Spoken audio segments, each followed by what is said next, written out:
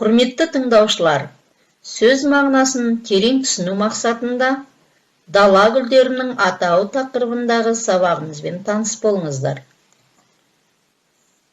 Бәйшешек өте әдемі көктемгі гүл.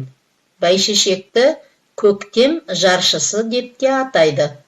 Бәйшешек қызғалдақ туысына жататын көп жылдық пиязды өсімдік. Сәуір, мамыр айларында гүлдейді. Әлемде бәйшешектің 100-ге жуық түрі бар. Қызғалдақ көктемде гүлдеп, кең жазира қазақ даласын ғажайып бір күйге бөлейді. Бір қызығы, 2 жыл өмір сүретін бұл нәзік гүл көктем келіп, шуақты наурыз айы туғанда бар жоғы 7 күн, кейде 15 күнге дейін гүл ашып тұрады екен. Қазақстанның далалық аймақтарында жиі кездеседі.